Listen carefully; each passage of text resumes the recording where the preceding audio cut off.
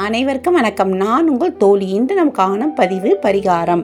நம் சமையல் அறையில் அஞ்சரை பெட்டியில் இருக்கக்கூடிய ஒரு முக்கியமான பொருள் என்ன என்றால் மிளகு. அந்த மிளகு வைத்து ஆரோக்கியத்துக்கும் தேவையானது உள்ளது. அதே போல் நம் வாழ்க்கையில் பெரிய முன்னேற்றம் கிடைக்கவும், பணம், தொழில் முன்னேற்றம், காரிய தடை விலகவும் நாம் எப்படி பயன்படுத்த வேண்டும் என்று தெரிந்து கொள்வோம் வாங்க. நம் அன்றாட பயன்படுத்தும் ரசம், சூப் என்று பலவிதமான உணவுகளுக்கு நாம் சேர்ப்போம். நம் உடல்நிலை சரியில்லை என்றால் இந்த மிளகை வைத்து ரசம், சூப் என்று செய்து சாப்பிட்டால் நம் உடம்பில் எதிர்ப்பு சக்தி அதிகரிக்கும். நம் உடம்பில் உள்ள கிருமிகள் எல்லாம் அழிந்துவிடும். மிளகு பல ஆண்டு ஆனாலும் கெட்டு போகாது. அதன் காரமும் குறையாது. 10 மிளகு இருந்தால் நம் கூட எதிரி வீட்டிலும் உணவு அருந்தலாம் என்ற பழமொழியும் உள்ளது. அப்படி ஒரு சக்தி வாய்ந்த மிளகை நம் பணவர அதிகரிக்க என்ன செய்யலாம் என்று பார்ப்போம்.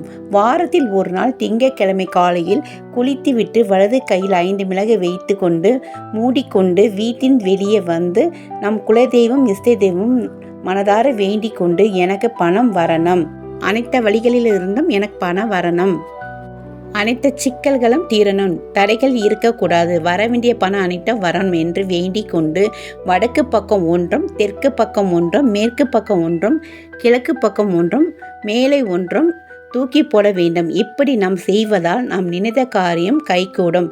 தடைகள் அனைத்தும் விலகிவிடும். நமக்கு வரவேண்டிய பணம் எல்லாம் வந்து சேரும். நாம் ஏதாவது ஒரு நல்ல காரியத்துக்கு செல்லும் பொழுது இப்படி நாம் செய்துவிட்டு போவதால் நாம் செல்லக்கூடிய காரியம் யாவும் வெற்றி தரும். இந்த எளிய முறையை பின்பற்றி பாருங்கள். நிச்சயமாக வெற்றி கிடைக்கும். நன்றி.